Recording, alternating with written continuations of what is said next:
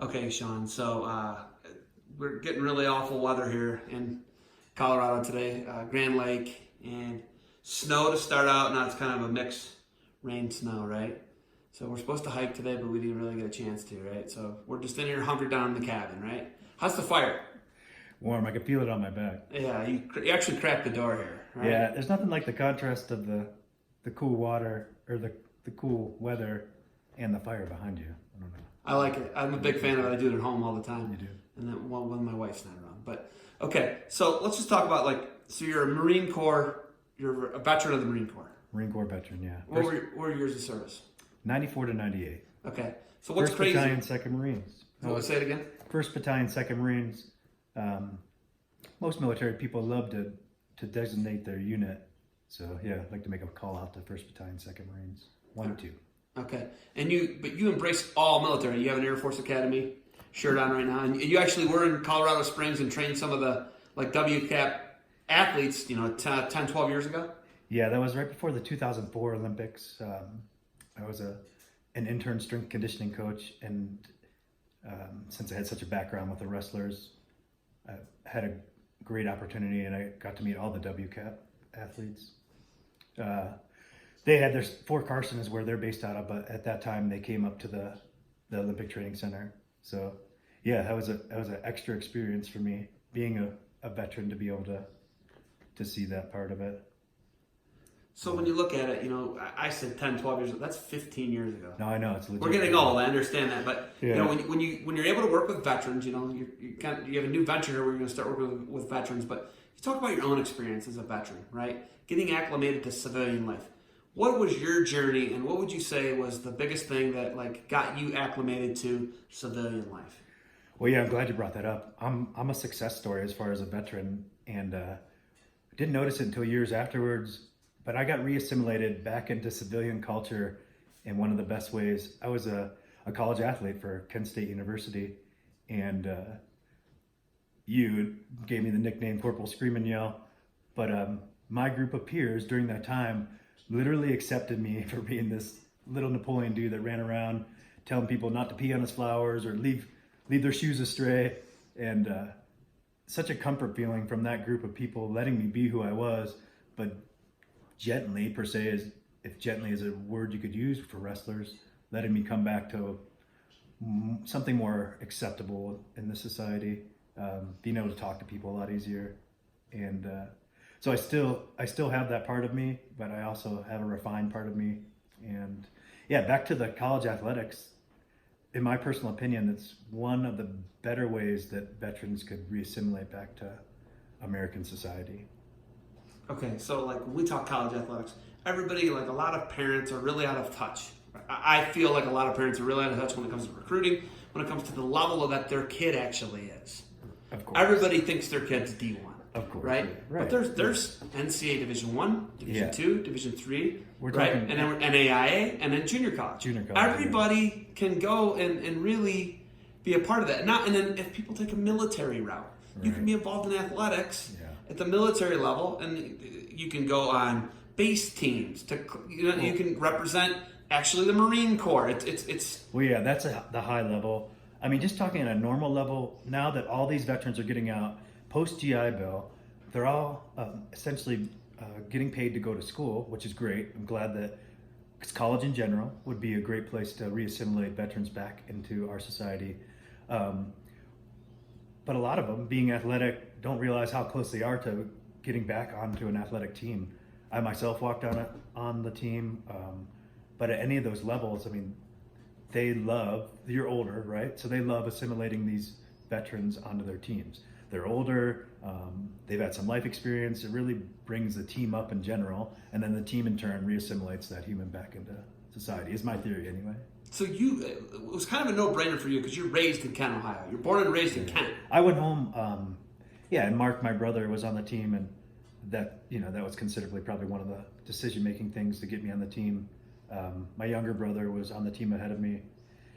And yeah, as I came back to Kent, Ohio, what a blessing to have my college right there. So I went back to college at my hometown after serving as an active duty Marine for 4 years. Where were you stationed when you were in the Marines? Camp Lejeune, North Carolina was our main duty station.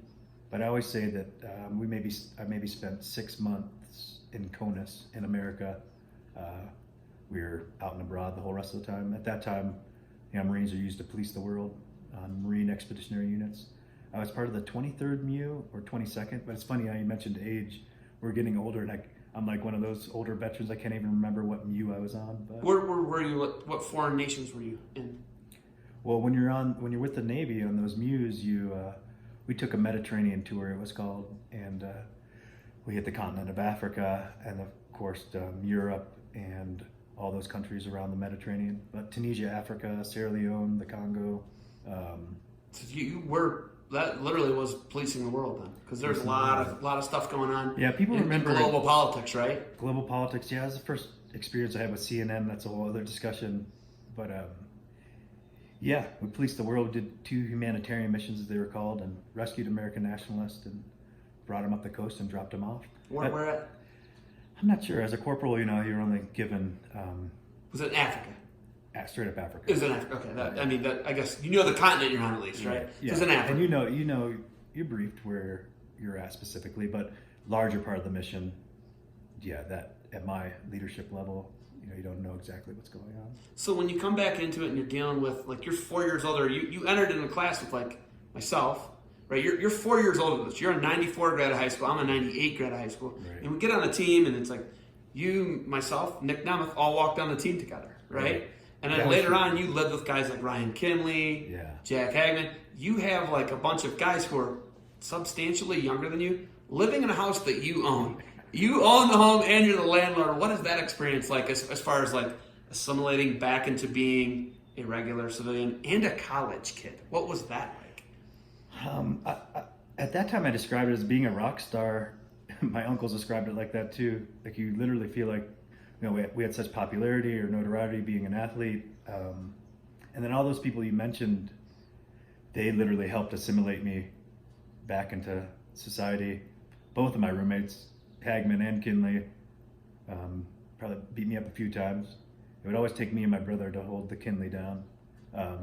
But being in a wrestling culture, that was all normal for us. And that's a whole other discussion too of how you can psychologically help other humans by touching them as we touch them with chokeholds and stuff like that. You know yourself that people have had many breakdowns or breakthroughs in another man's arms, which is funny. That part was legitimate, in the fact that I was a little older and I had some knowledge of the world, and I was able to be like in a business sense. At the same time, I was able to be in a party sense or social fun sense, and that was interesting. But it was similar to being in the military. I always had my brother's family around, close unit house, community living. I still like that, even though I always say I like to live alone now, but I do miss that part of it. Compare being a part of a battalion to being a part of a college wrestling team. You're on the team for 4 years, then you're an intern for the 5th year, right? But what is that like? You said it's like having your brothers. Like everybody's got everybody's back. What's it like being a college teammate compared to being a Marine with somebody? Super similar, in the fact of the camaraderie of it.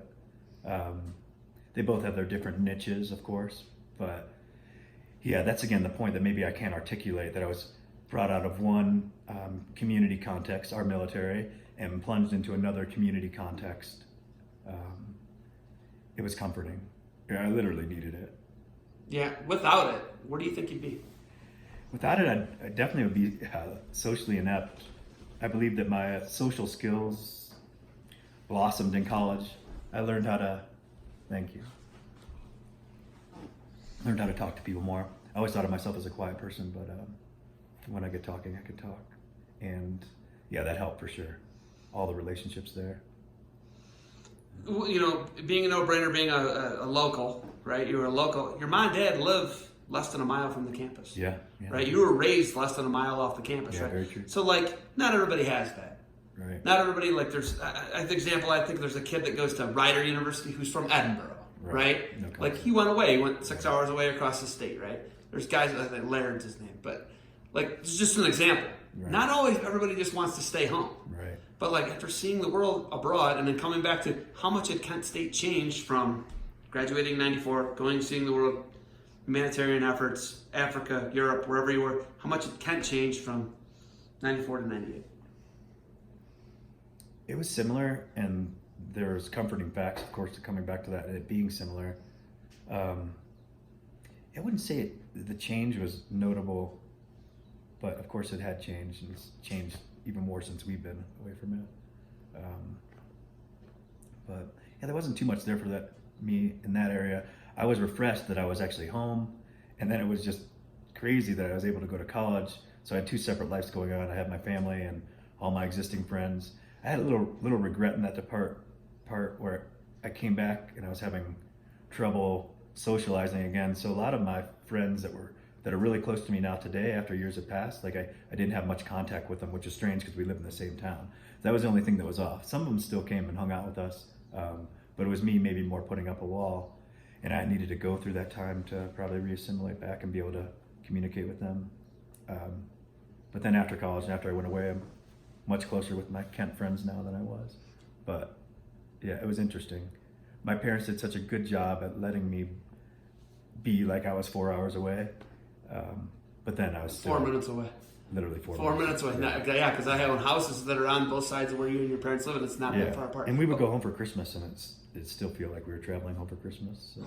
A mile and a half. Yeah. Okay, so graduating, right? So we talk about, a lot of veterans, they get the ability to either get aid with school or get their school paid for. Right. To be able to graduate, what was that like? And you weren't in an academic setting for 4 years. You were in a combative setting. And obviously, there are classes and briefings that you have when it comes to the Marine Corps, when it comes to any branch, right? But what was it hard to get reacclimated to a classroom and sitting there with just kids who were kids, right. And you're 3-4 years older than some of them. But what was that like getting reacclimated to a classroom setting? Yeah, that was super challenging. Well, on a true note, on a personal note, some of that was overshadowed with. I was really interested in females at the time, and we had a lot of close athletic friends, our sister teams and stuff. So I was really so much more interested in that. And in the background of my head, I was being adult and was like backwards planning, getting all my requirements to meet the degree. But the actual coursework was a damn struggle. My mom has my diploma on her wall. She celebrated it. Our wrestling coach, Coach Romano, always kept saying to me, like, you're going to be a Marine with a degree.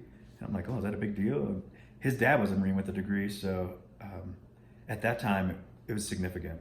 And yes, they didn't. I was on the pre-GI Bill, pre-9/11 GI Bill.